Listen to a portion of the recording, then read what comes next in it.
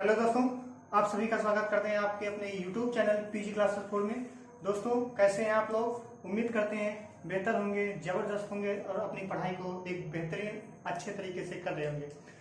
दोस्तों, पिछले दिनों हमने देखा कि रेशनल नंबर क्या होता है, इरेशनल नंबर क्या होता है, डेसिमल को क्या किस तरीके से डिफाइन किया जा सकता है, और हम आज वही नंबर सिस्टम में आज हम बात करेंगे कुछ पॉइंटों को जो कि आज आपके लिए बहुत महत्वपूर्ण रहने वाला है। अगर आप देखें किसी एग्जाम की दृष्टि को देखें तो सबसे महत्वपूर्ण जो रहने वाला है आज ही की क्लास से आपको मिलेगा।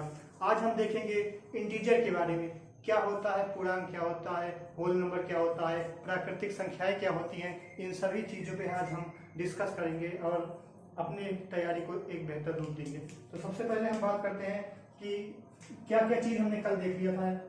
हमने देख लिया था कि डेसिमल देख लिया था, कितने टाइप के होते हैं ये भी देख लिया था। डेसिमल हमने बताया था आपको दो प्रकार के होते हैं, एक होता है टर्मिनेटिंग डेसिमल, टर्मिनेटिंग, दूसरा हमने बताया था आपको नॉन टर्मिनेटिंग।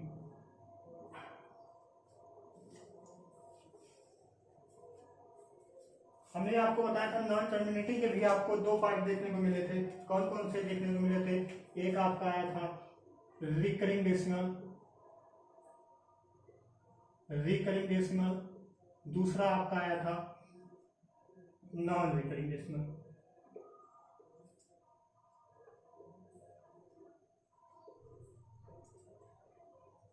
ये चीज हमने देख लिया था। आज हम चर्चा करेंगे इंटीजर। इंटीजर क्या होता है उसको हम देखेंगे।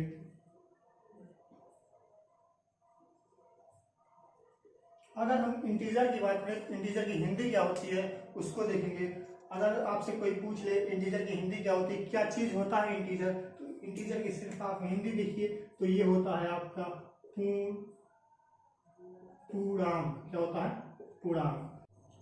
तो आपने देखा इंटीजर को हिंदी में हम लोग पूर्णांक कहते हैं। इसके अंदर कुछ टर्म होते हैं, कुछ वर्ड होते हैं, उसको हम देखते हैं क्या चीज होता है, कैसे होता है। आज इतना मान के चलिएगा, आज आपकी क्लास से सबसे इंपॉर्टेंट टॉपिक चलने वाला है। अगर आप नंबर सिस्टम को बेसिक को समझना है तो आज की क्लास को आप ले लिए, आप अटेंड कर लिए तो यकीन मानना आप अच्छा खासा स्कोर नंबर सिस्टम में कर सकते हैं। अगर क्लासिफिकेशन से क्वेश्चन आ गया, क्लासिफिकेशन ऑफ नंबर से क्वेश्चन आ गया तो ये मान के चलिएगा कि यहीं से क्वेश्चन वो बनेगा। तो हम इसके कुछ टर्म देखते हैं क्या होता है। पहले तो हम बात करते हैं इंटीजर होता क्या है। इंटीजर की बात करें तो आप मान लीजिए कोई संख्याएं अनंत से माइनस अनंत से लेकर जीरो भी इसमें सम्मिलित किया जाता है और साथ ही साथ प्लस अनंत तक। कहने का मतलब अगर प्लस की बात करें तो +1, +2, +3, +4, जहां तक आप सोच सकते हैं वहां तक उसके अनंत की वैल्यू रख सकते हैं। वहीं अगर दूसरी तरफ हम बात करें निगेटिव की, तो निगेटिव में अगर हम बाएं तरफ चलें तो आप पाएंगे -1, -2, -3।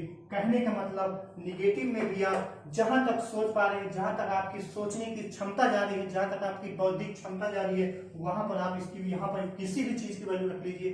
ये चीज अगर आप ये चीज मान, ये मतलब कहने का मतलब सभी संख्याओं को हम लोग इंटीजर बोलते हैं, सभी संख्याओं को हम लोग इंटीजर बोलते हैं। अब यहाँ पर तो आप देख रहे हैं जीरो है, क्या जीरो भी एक इंटीजर होता है? यहाँ से एक पॉइंट निकल के आता है कि अगर आपसे पूछ लिया जाए क्या जीरो एक इंटीजर होता है, तो आप कहेंगे हाँ बिल्कुल जीरो भी आपका एक इंटीजर होता है। तो पहला पॉइंट नोट करिए आप अपनी कॉपी में, जीरो क्या होता है? Zero is integer, zero is integer, integer और नॉट, जीरो इज इंटीजर और नॉट। क्या जीरो एक पूर्णांक है या नहीं? तो आप कहेंगे हाँ पूर्णांक है। अब ये बात तो देख ली आपने।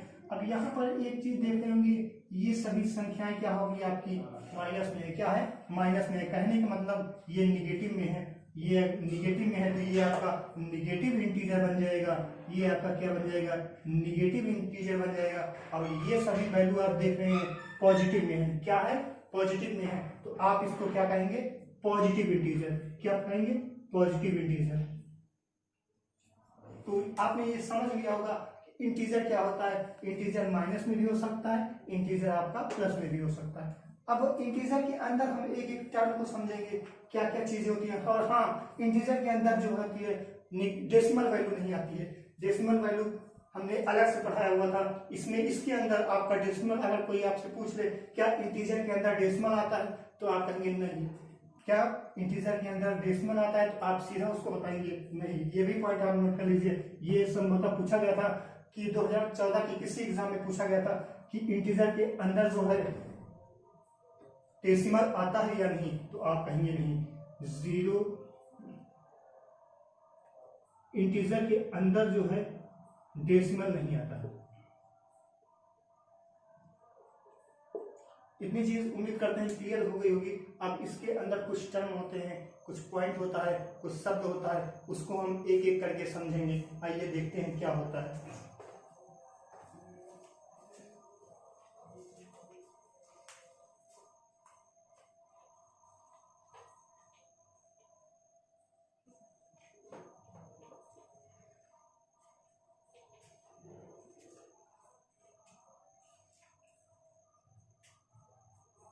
हम बात कर रहे हैं इंटीजर की। इंटीजर की हिंदी क्या होती है? पूर्णांक होती है। हमने अभी बताया आपको इंटीजर की हिंदी क्या होती है? पूर्णांक होती है। इंटीजर के अंदर जो पहला टर्म आपको देखने को मिलेगा वो देखने को मिलेगा होल नंबर। क्या देखने को मिलेगा? Whole number.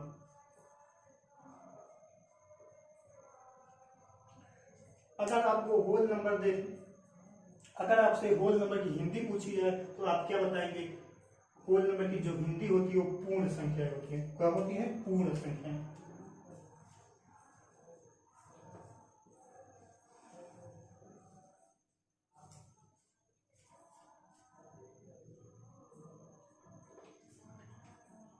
अगर आपसे कोई पूछे कि होल नंबर क्या होता है, तो आप उसको क्या बताएंगे? होल नंबर कहां से कहां तक होता है, आप बताएंगे उसको जीरो से स्टार्ट होकर इनफाइनाइट तक। कहने का मतलब अनंत सर।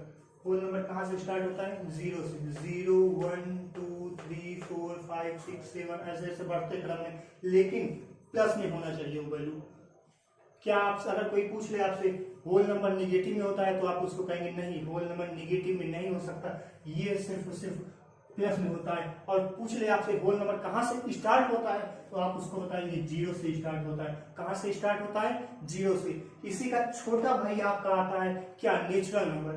अब आते हैं नेचुरल नंबर की बात करते हैं। नेचुरल नंबर क्या होता है? आइए देखते हैं नेचुरल नंबर।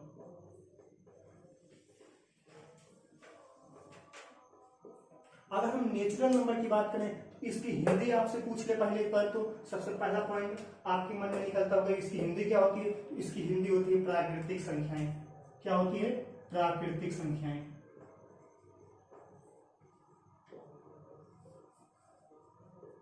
अब ये प्राकृतिक संख्याएं क्या होती हैं, इसको भी आप थोड़ा देख लीजिए। प्राकृतिक संख्याएं क्या होती है? प्राकृतिक संख्याएं कुछ नहीं होती हैं, होल नंबर का छोटा भाई होता है। क्या होता है? होल नंबर का छोटा भाई। क्यों छोटा भाई होता है? क्योंकि अगर जीरो को ही छोड़ दिया जाए, जीरो को छोड़ दिया जाए, तो जितने संख्याएं आपकी होल नंबर में होती हैं उतनी संख्याएं आपकी नेचुरल नंबर भी होती है, लेकिन इसमें जीरो काउंट नहीं होता है। यहाँ कहने का मतलब नेचुरल नंबर की स्टार्टिंग कहां से होती है? एक से होती है।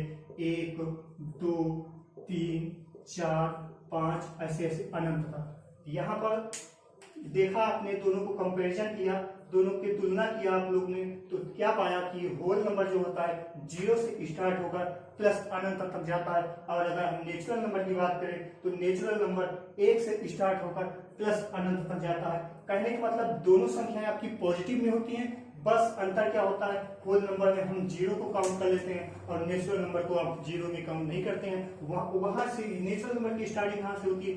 एक से होती है, जबकि होल नंबर की स्टार्टिंग कहां से होती है? जीरो से होती है। अब यहां पर एक पॉइंट आपका निकल के आता है कि सभी प्राकृतिक संख्याएं पूर्ण संख्याएं हो सकती हैं। क्या? सभी प्राकृतिक संख्याएं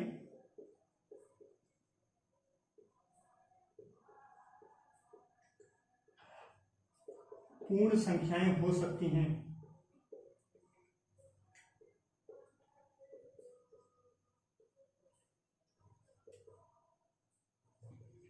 किंतु सभी पूर्ण संख्याएं प्राकृतिक संख्याएं नहीं होती हैं। सभी पूर्ण संख्याएं प्राकृतिक संख्याएं नहीं होती।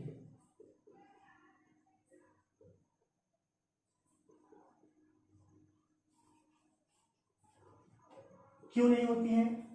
सभी प्राकृतिक संख्याएं पूर्ण संख्याएं तो हो जाती हैं, लेकिन सभी पूर्ण संख्या प्राकृतिक संख्याएं क्यों नहीं होती हैं? अगर ऐसा आपसे कोई पूछ ले तो आप उसको सीधा बताना कि हम पूर्ण संख्याओं में जीरो को काउंट करते हैं और प्राकृतिक संख्याओं में जीरो को न काउंट करके एक से काउंट कर लेते हैं। इसी जीरो की वजह से आने की वजह से ये सभी पूर्ण संख्याएं प्राकृतिक संख्याएं नहीं बन सकती, क्योंकि पूर्ण संख्याओं में हम क्या करते हैं, जीरो को काउंट कर लेते हैं। आई बात समझ में आई होगी, इतना हम उम्मीद करते हैं। अब हम बात करते हैं तीसरे टर्म को लेकर, क्या है तीसरा टर्म क्या है। अगर इतना समझ लिए होंगे तो अब हम कुछ और बातें करते हैं। तीसरा टर्म की बात करें तो यहाँ आता है आपका सम संख्याएं। क्या आता है? सम संख्या।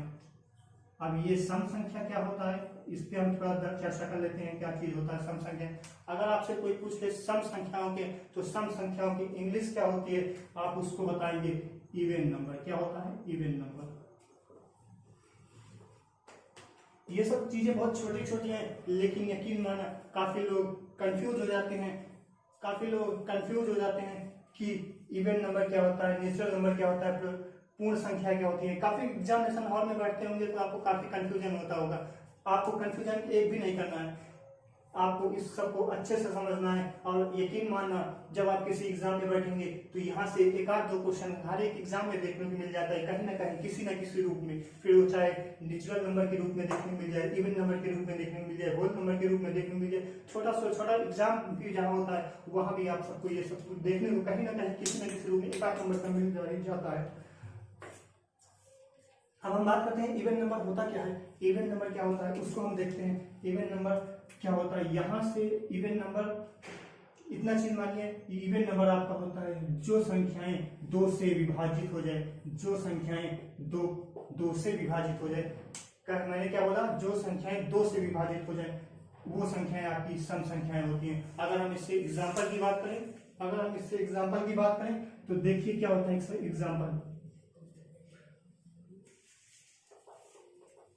जैसे मान लीजिए 2 हो गया, 4 हो गया, 8 हो गया, 128 हो गया, 526 हो गया, 428 हो गया, 742 हो गया, 832 हो गया।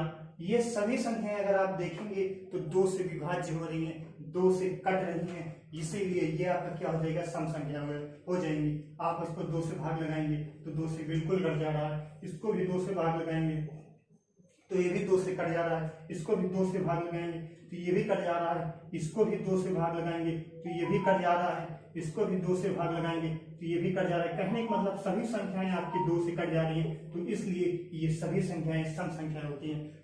अब यहां से आपने क्या देखा कि सम संख्याएं क्या होती हैं। आपसे कोई पूछ ले, ऐसी संख्याएं जो 2 से कट जाए वो संख्याएं आपकी सम संख्याएं होती है।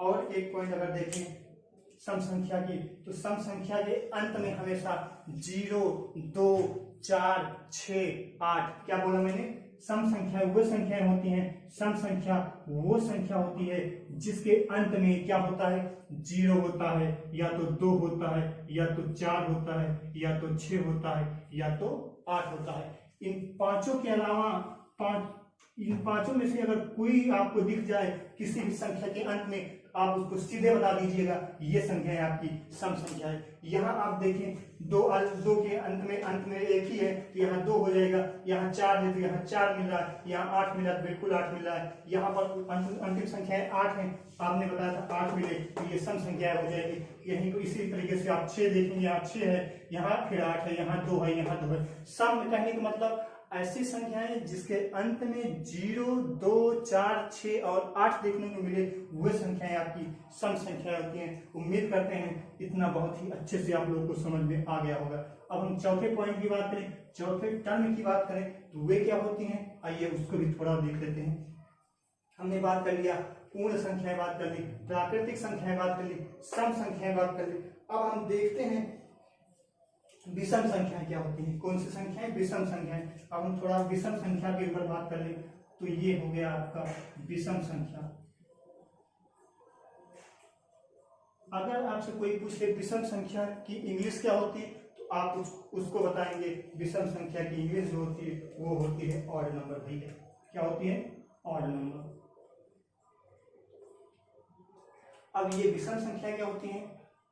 विषम संख्या कुछ नहीं होती है, इसका जस्ट अपोजिट होता है, इसका जस्ट उल्टा होता है। उल्टा कैसे होता है भैया? उल्टा ऐसे होता है, जो संख्याएं दो से ना कटे वो संख्या हमारी विषम संख्या होती है। अगर आपसे कोई बोल दे जो संख्याएं दो से कट जाए वो क्या होती हैं? सम संख्याएं हो गई। तो बची हुई सभी संख्याएं क्या होगी? विषम संख्या होगी। कहने का मतलब जो संख्याएं आपकी दो से न कटे वो संख्याएं आपकी विषम संख्या हो गई। कहने का मतलब सीधा सीधा है कि विषम संख्या जो होती है सम संख्या के विपरीत होती है, सम संख्या का उल्टा होता है। तो आइए हम देखते हैं। कहने का मतलब ऐसी संख्याएं जिसके अंत में 0, 2, 4, 6, 8 को छोड़कर 0, 2, 4, 6, 8 को छोड़कर बची हुई जितनी संख्याएं आती हैं, जितने नंबर आते हैं, उन सभी नंबरों को हम लोग विषम संख्या कहते हैं। अब आपके मन में ये बात आई हुई कि आपने क्या बोल दिया, है ना? तो आइए हम एग्जाम्पल के माध्यम से देखते हैं। मैंने क्या बोला उसको हम देखते हैं कि ऐसी संख्याएं जिसमें 0, 2, 4, 6, 8 को छोड़ दीजिए, बचेगा क्या? हमने बताया था स्टार्टिंग में नंबर कितने प्रकार के होते हैं, तो नंबर मैंने बताया था 10 प्रकार के होते हैं। नंबर कितने प्रकार के होते हैं? कितने प्रकार के होते हैं? 10 प्रकार के होते हैं। क्या क्या? 0, 1, 2, 3, 4, 5, 6, 7, 8, 9। इन 10 संख्याओं को मिलाकर हम एक नंबर बनाते हैं। वैसे ही विषम संख्या भी अगर हम बात करें तो 0, 2, 4, 6 और 8 को अगर छोड़ दो तो बचेगी क्या क्या, उसको देख लेते हैं। अगर हमने 0 को छोड़ दिया 1 बच गया, 2 को छोड़ना है 3 बच गया, 4 को छोड़ना है 5 बच गया, 6 को छोड़ के 7 बच गया, 8 को छोड़ के 9 बच गया, बाकी 0 फिर से आ गया। तो कहने का मतलब हमने 0, 2, 4, 6, 8 को छोड़ के इतनी संख्याएं बच गई। अगर हमको लास्ट में किसी भी संख्या के लास्ट में इन पांचों में से कोई संख्या मिलती है तो वो संख्याएं आपकी क्या हो जाएंगी? विषम संख्या हो जाएंगी। कहने का मतलब ऐसी संख्याएं जिनके अंत में 1, 3, 5, 7, 9 मिले वे संख्याएं आपकी विषम संख्या हो जाएगी। या फिर इसी को दूसरे रूप में हम देखें तो क्या होता है? वे संख्याएं जो 2 से न कटे, 2 से विभाज्य न हो, वे संख्याएं आपकी विषम संख्या होती हैं। आइए हम इसको थोड़ा एग्जाम्पल के माध्यम से देखें तो और बेहतरीन तरीके से आपको समझ में आएगा। यहाँ पर हम एग्जाम्पल की बात करें तो एग्जाम्पल में मान लीजिए मैंने ले लिया 4, 3, 3, 4, 6, 7, 4, 9, 3, 4, 2, 1, 4, 5, 4, 6, 5, 3, 7, 4, 2। अब इतने हमने दे दिया 1, 2, 3, 4, 5, 6, 7 मैंने एग्जाम्पल दे दिया। अब आप लोग बताएंगे कि इसमें कौन सा विषम संख्या है, कौन सी सम संख्या है, उसको आप लोग बताएंगे। तो यहाँ पर देखें कि लास्ट में क्या है? 3 है, आखिरी अंक क्या है? 3 है। हमने क्या बताया था कि जो संख्याएं 0, 2, 4, 6, 8 को छोड़कर बची हुई सभी संख्याएं यानी 1, 3, 5, 7, 9 हो वे संख्याएं आपकी विषम संख्याएं होती हैं और सम संख्याएं वे होती हैं जिसके अंत में 0, 2, 4, 6, 8 हो। तो यहाँ पर आप देखें अंत में क्या है? 3 है। तो इसका मतलब ये क्या है? आपकी विषम संख्या है। क्या है ये? विषम संख्या है। अगर हम बात करें यहाँ पर अंत में क्या है? 7 है। इसका मतलब यहाँ पर क्या है? ये भी आपकी विषम संख्याएं हैं। यहाँ पर आप देखिए अंत में 3 है तो ये भी संख्याएं आपकी क्या हो गई? विषम संख्या हो गई। यहाँ पर आपकी 1 है इसलिए ये भी आपकी विषम संख्या हो गई। यहाँ पर आपके अंत में 4 है तो आप बताएं, हमने बताया था जिन संख्याओं के अंत में 0, 2, 4, 6 और 8 हो वे संख्याएं आपकी सम संख्या हो गई। तो आप देख रहे होंगे कि यहाँ पर 4 आ जा रहा है इसलिए ये संख्या आपकी क्या हो गई? सम संख्या हो गई। सम संख्या यानी इवन नंबर हो गई। क्या होगी? इवन नंबर होगी। यहाँ पर आप देख रहे हैं अंत में 3 है तो ये संख्याएं आपकी विषम संख्या हो गई। क्या हो गई? विषम संख्या हो गई। यहाँ पर अंत में 2 है इसलिए ये संख्याएं आपकी सम संख्या हो गई। क्या हो गई? सम संख्या यानी इवन नंबर। उम्मीद करते हैं ये चारों पॉइंट आपको बेहतरीन ढंग से समझ में आ गया होगा। अब हम 5वीं पॉइंट की बात करें तो वे होती है अभाज्य संख्याएं। आप चाहें तो इसका स्क्रीनशॉट ले लें और अपने दोस्तों के साथ शेयर करना ना भूलें। तो आइए हम चलते हैं अपने पांचवें टर्म की ओर। तो पांचवें टर्म हमारा जो आता है वो आता है प्राइम नंबर। क्या आता है? Prime number. अब हम प्राइम नंबर की बात करें तो प्राइम नंबर क्या होता है, आइए उसको थोड़ा सा देख लेते हैं और समझ लेते हैं।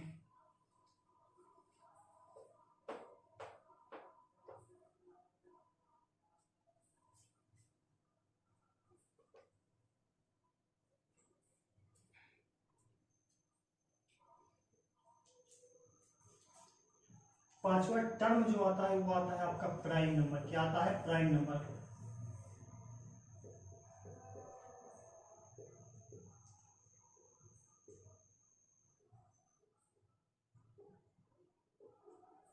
बहुत ही अच्छे से समझिएगा, क्योंकि आपके एग्जाम के दृष्टिकोण से ये पॉइंट आपका बहुत ही महत्वपूर्ण रहने वाला है। इसको बहुत ही अच्छे से समझिएगा। प्राइम नंबर क्या होती है, अगर आपसे सबसे पहले जानना होगा हमें प्राइम नंबर की हिंदी क्या होती है।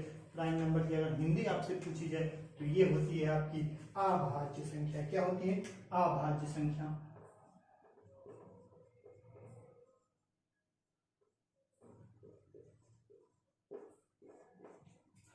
प्राइम नंबर की हिंदी क्या होती है? अभाज्य संख्या। अब ये क्या चीज होता है? ऐसी संख्याएं, बातों को समझिएगा, ऐसी संख्याएं जो या तो एक से कटे या फिर वो खुद से कटे। मैंने क्या बोला? ऐसी संख्याएं जो केवल एक से कटे या तो वो खुद से कटे। आइए एग्जाम्पल के जरिए से देखते हैं। जैसे मान लीजिए आपके सामने आ गया दो। दो दो एक से कट रहा है और दो ये खुद से भी कट रहा है। उसके बाद मान लीजिए तीन। तीन एक से कट रहा है और ये तीन खुद से भी कट रहा है। कहने का मतलब केवल दो ही संख्याओं से कटे, एक तो एक से कटे, दूसरा वो एक स्वयं से कटे। ऐसे ही मान लीजिए पांच। पांच एक से कट रहा है और पांच स्वयं भी पांच से कट रहा है। यहां पर जैसे मान लीजिए सात। सात जो है एक से कट रहा है और स्वयं सात से भी कट रहा है। आप देख रहे हैं इसी तरीके से 9 ले लें। अगर हम 9 ले लें तो क्या यहाँ पर देखेंगे एक से कट रहा है, 9 से कट रहा है। इसके अलावा और किसी से न कटे। अगर हम 9 को देखेंगे तो ये तो 3 से भी कट रहा है। कट रहा है नहीं कट रहा है? अगर ये कट रहा है तो आप इसको प्राइम नंबर के अंतर्गत नहीं रखेंगे, ये प्राइम नंबर नहीं है। वैसे हम अगर जैसे देख लें 11। 11 एक से भी कट रहा है, 11 से भी कट रहा है और इसका कोई फैक्टर नहीं है, इसलिए ये भी प्राइम संख्या हो गई आपकी। तो कहने का मतलब वे संख्याएं जो खुद से कटे और एक से कटे, ऐसे सभी संख्याओं को हम अभाज्य संख्या कहते हैं। लिख लेते हैं हम एक बार। वे संख्याएं जो केवल एक से कटे या वे स्वयं से कटे।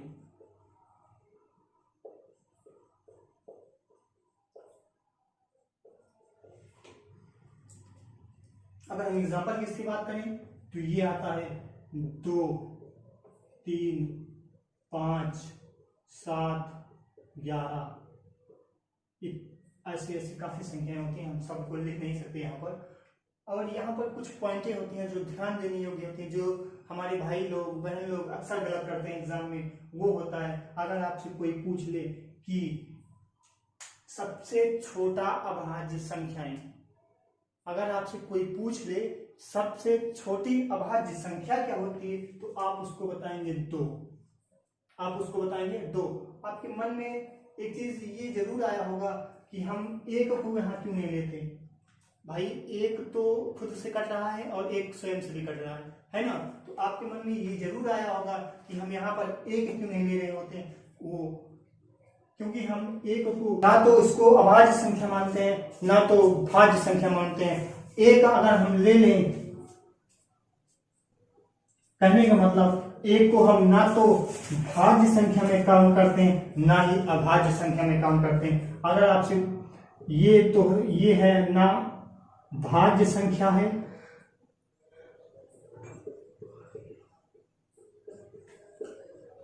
ना ही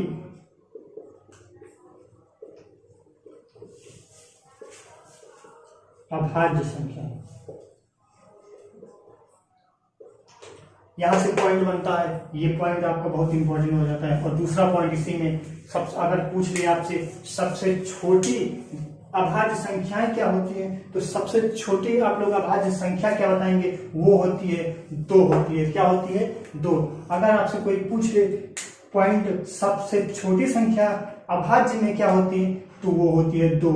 ये पॉइंट काफी बार पूछा गया है, तो आप यहाँ पर इसको नोट कर लीजिए। सबसे छोटी अभाज्य संख्या कहने का मतलब प्राइम नंबर क्या होती है,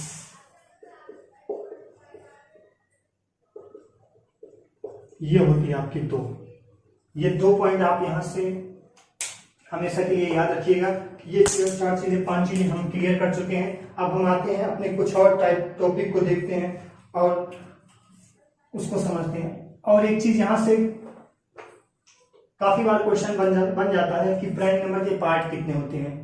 प्राइम नंबर के पार्ट कितने होते हैं, यानी कहने का मतलब प्राइम नंबर जो होता है कितने प्रकार का होता है, उसको हम एक बार थोड़ा सा भूमिका के रूप में चर्चा कर लेते हैं। हालांकि इम्पोर्टेंट तो ज्यादा नहीं है, लेकिन आपके सिलेबस में है, आपके चैप्टर में है, तो पढ़ना बहुत जरूरी हो जाता है। क्योंकि कोई पता नहीं होता किस आयोग में कब कौन सा प्रश्न आपका उठा ले, है ना। क्योंकि देखा जाता है अभी यूपी पुलिस का एग्जाम हुआ था, वहां पर जो सिलेबस था रीजनिंग का, उसमें क्यूबाइड का चैप्टर तो था नहीं, सिलेबस में जो है क्यूबाइड का चैप्टर था नहीं, लेकिन देखा जाए तो चारों शिफ्ट में हर एक शिफ्ट में क्यूबाइड का एक क्वेश्चन तो जरूर आया था। तो होता जरूरी नहीं है कि आपके सिलेबस में है तो आप पढ़ें या ना पढ़ें, जानना आपके लिए बहुत जरूरी हो जाता है। क्योंकि आजकल का किसी भी आयोग का कोई भरोसा नहीं होता कि कहां से प्रश्न उठा ले। तो अगर हम प्राइम नंबर के पार्ट की बात करें तो ये बेसिकली हमारा 2 टाइप के होते हैं। कितने टाइप के? 2 टाइप के। अब वो 2 टाइप के कौन से होते हैं उसको हम थोड़ा सा देख लेते हैं, समझ लेते हैं। पहला होता है आपका कोप्राइम। क्या होता है? कोप्राइम। पहला आपका क्या होता है? कोप्राइम। दूसरा आपका होता है ट्वाइन प्राइम। अब ये 2 शब्द आ गए आपके सामने, तो आपके मन में उसका होगा कि ये 2 चीज होते क्या हैं। आइए उसको देख लेते हैं। कोप्राइम में अगर आपसे कोई पूछे आप उसको क्या बताएंगे? कोप्राइम का मतलब जो होता है वो होता है ऐसा कोई गुणनखंड जिसका HCF जो है 1 हो। कहने का मतलब ऐसी कोई 2 संख्याएं जिसका HCF यानी मासा जो हो 1 हो। वो कैसे होगा? हालांकि हम लोग HCF एलसीएम का चैप्टर अभी पढ़ाएंगे आगे, लेकिन यहाँ पर थोड़ा सा समझ लेते हैं कि क्योंकि आपका कोप्राइम शब्द आ गया है तो जानना आपके लिए बहुत ही जरूरी हो जाता है। कोप्राइम शब्द को अगर आपसे कोई पूछ ले या कोई कह दे तो कोप्राइम कैसे होता है, जैसे आपके सामने मान लीजिए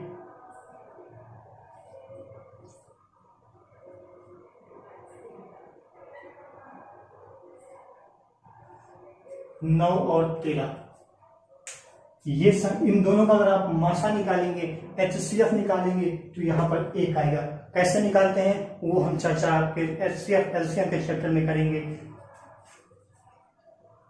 कहने का मतलब एक और पॉइंट इसमें ध्यान रखिएगा कि ऐसी 2 संख्याएं हो जाएंगी, ऐसी 2 संख्याएं, कोई भी 2 संख्याएं जिनका मासा तो 1 हो या फिर इनके बीच कोई 2 मल्टीपल ना हो। क्या हो? मल्टीपल ना हो। मतलब कहने का मतलब इन दोनों संख्याओं में कोई भी कुछ कॉमन ना हो।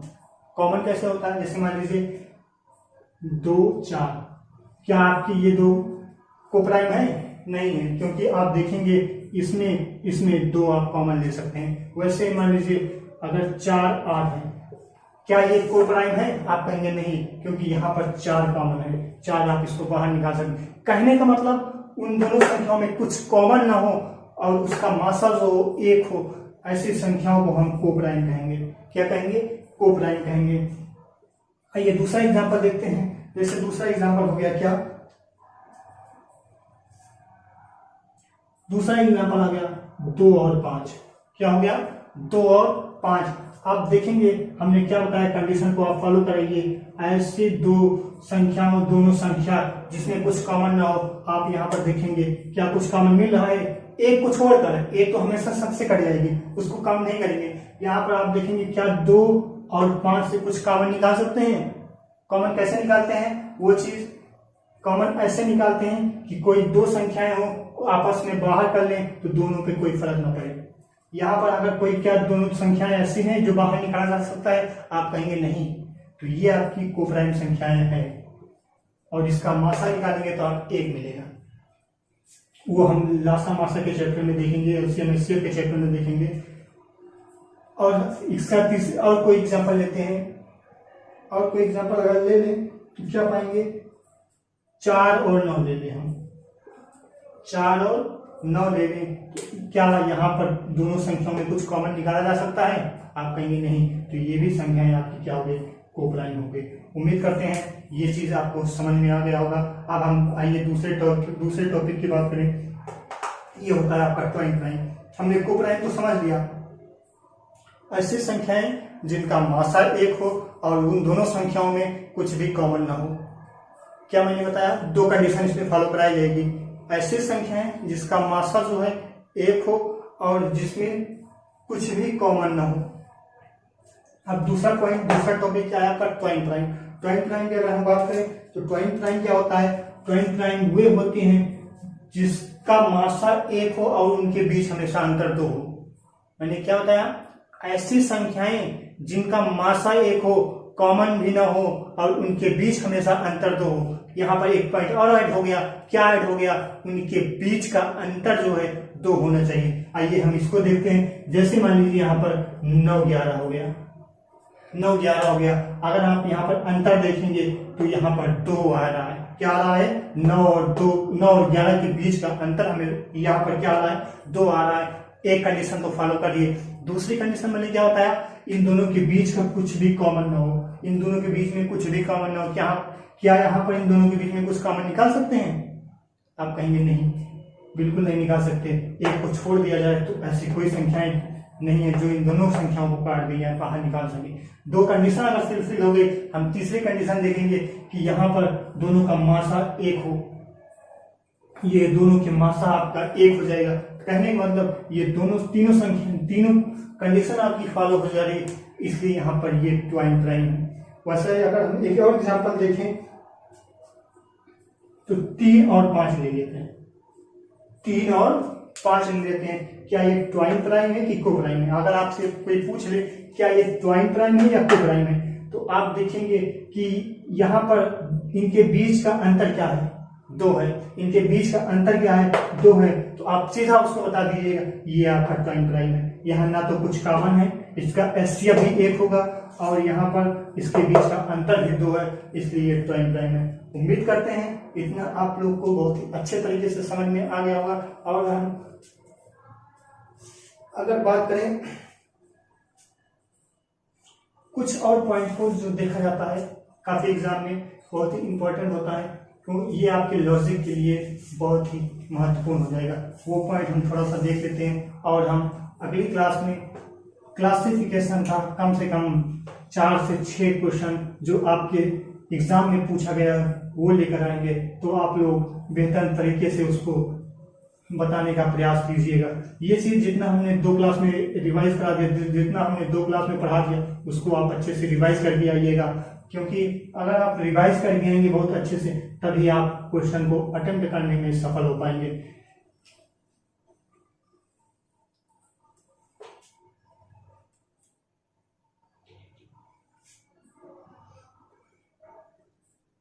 सफलता यूं ही नहीं मिलती।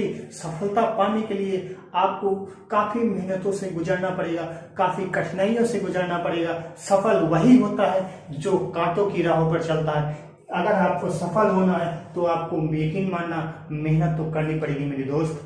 अगर आप मेहनत नहीं करेंगे तो सफलता पाना बहुत ही मुश्किल हो जाएगा। आप देख ही रहे हैं आज के दौर में कितना ज्यादा कंपटीशन है, कितने ज्यादा बच्चे फॉर्म भरते हैं, कितने वैकेंसी पे कितने ज्यादा कैंडिडेट अप्लाई करते हैं, ये सब चीज़ें आपको समझना होगा, जानना होगा, क्योंकि अगर आप कंपटीशन के फील्ड में उतर चुके हैं तो इतना मानिएगा कि यहाँ पर सक्सेस रेट बहुत कम है। आपको सक्सेस रेट बनाना पड़ेगा, आपको सफलता को छीनना पड़ेगा। यहाँ पर आपको मिलता नहीं अधिकार, यहाँ पर अपना अधिकार छीनना पड़ता है। यहाँ पर देख ही रहे हैं कि वैकेंसी आ रही है, पेपर लीक हो जा रहे हैं, काफी कुछ दिक्कतें हो जाती हैं, तो यहाँ पर आपका अधिकार दिया नहीं जाएगा। यहाँ पर आपको अधिकार जो है छीनना पड़ेगा, आपको नौकरी लेनी पड़ेगी। आप अपने लिए लड़िए, अपने उस एक सीट के लिए लड़िए, आपसे कोई मतलब नहीं कितनी भी सीट निकले।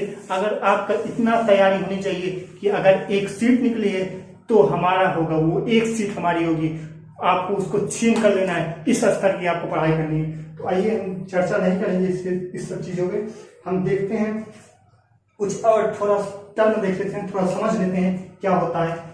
जैसे आपसे कोई पूछ ले ऑड नंबर, हमने क्या होता है ऑड नंबर, ऑड नंबर की हिंदी क्या मैंने बताया, विषम संख्या।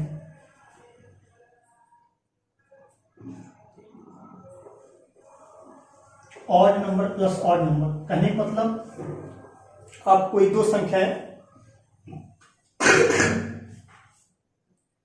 आप कोई दो विषम संख्याओं को जोड़ दे तो परिणाम क्या मिलेगा। कहने का मतलब दो विषम संख्याओं को जोड़ने पर क्या परिणाम मिलेगा, तो आप उसको बताएंगे। अगर दो ऑड नंबर को जोड़ दिया जाए तो हमको इवन नंबर मिलता है। ऑड नंबर का मतलब क्या होता है, विषम संख्या।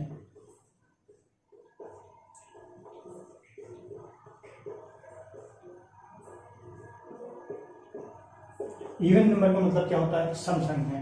हमने क्या बताया, ये सब पॉइंट अपने दिमाग में रखिएगा, क्योंकि एग्जामिनेशन हॉल में ये सब चीजें, ये सब पॉइंट कभी कभी काम आ जाते हैं, कभी कभी आपकी टाइम को बहुत ही अच्छे से बचाने का पूरा मदद करता है ये सब पॉइंट। तो ये सब पॉइंटों को आप लोग बहुत अच्छे से समझिएगा, बहुत अच्छे से देखिएगा, अच्छे से एनालाइज कीजिएगा।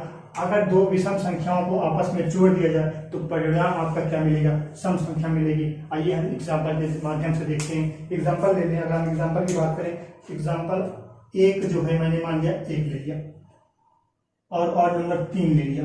अगर हम इन दोनों को जोड़ दें तो यहाँ पर इवन नंबर मिल जाएगी। क्या मिल जाएगा, 4 मिल जाएगा।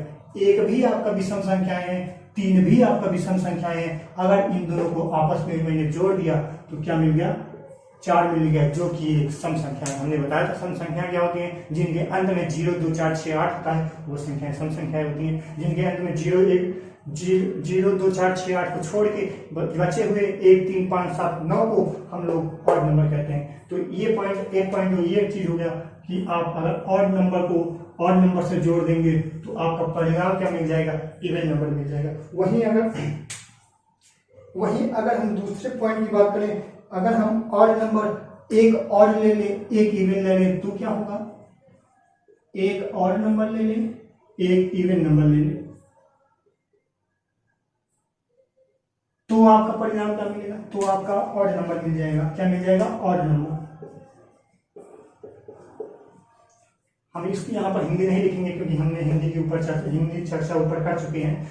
अगर हम एक ऑड नंबर एक इवन नंबर को जोड़ दें तो हमको जो परिणाम मिलेगा क्या मिलेगा, ऑड नंबर मिलेगा। ऑड नंबर कैसे जोड़ दें, एक जोड़ दीजिए, एक 2 जोड़ दीजिए तो आपका क्या मिल जाएगा, 3 मिल जाएगा। आप जानते हैं इवन नंबर 2 होता है, ऑड नंबर 1 होता है, और ऑड नंबर जो मिल गया हमको क्या मिल गया, 2 1 3 को जोड़ दिए तो 3 2 1 3 जोड़ दिए, मिल गया आपको 3 मिल गया, और ये 3 जो है आपका क्या हो गया, ऑड नंबर हो गया। तो एक पॉइंट ये हो गया। आपसे कोई पूछे ऑड नंबर को ऑड नंबर से जोड़ेंगे तो आपका क्या मिलेगा, इवन नंबर मिलेगा। ऑड नंबर को इवन नंबर से जोड़ेंगे तो क्या परिणाम मिलेगा, ऑड नंबर मिलेगा। वहीं अगर हम तीसरे पॉइंट की बात करें, इवन नंबर को इवन नंबर से जोड़ दें, यानी कि सम संख्या को सम संख्या से जोड़ दें तो परिणाम क्या मिलेगा, इवन नंबर को इवन नंबर से जोड़ दें तो परिणाम क्या मिलेगा, तो भी आपका क्या मिलेगा, इवन नंबर मिलेगा। क्या मिलेगा, इवन नंबर मिलेगा। कहने के मतलब सम संख्याएं मिलेंगी। क्या मिलेंगे, सम संख्याएं मिलेंगी। आप देख रहे होंगे इवन नंबर आपके मन में आ गया होगा, 2 ले लें, 2 और 2 को जोड़ दें तो यहाँ पर 4 मिल गया, और 4 भी आपका क्या है, इवन नंबर है। हमने ये सब चीजें बता दी, इवन नंबर क्या होता है, ऑड नंबर क्या होता है, कैसे होता है, वो सब चीजें आप लोग समझ चुके होंगे। तो मैं यहाँ पर प्लस की बात कर लिया। अब हम बात कर लें इंटू की मल्टीप्लाई की बात कर लें, हम देख लेते हैं कि मल्टीप्लाई करने पर क्या मिलता है। नंबर को ऑड नंबर से गुणा करा दें, क्या मिल जाएगा आपका, ऑड नंबर मिल जाएगा। ऑड नंबर को ऑड नंबर से गुणा करा दें, यानी कि विषम संख्याओं को विषम संख्याएं से गुणा करा दें, तो आपका क्या मिलेगा, विषम संख्या फिर भी मिल जाएगी। जैसे हमने मान लिया ऑड नंबर 1 है, विषम संख्याएं 3 है, हमने 3 को 1 से गुणा कराया तो 3 मिल गया। 3 भी आपका यहाँ पर भी ऑड नंबर है। यहाँ तक बात समझ में आ गई होगी। और हम बात करते हैं, हमने 4 पॉइंटों पे बात कर लिया, ये सब चीजें ध्यान रखिएगा। अगर हम जो है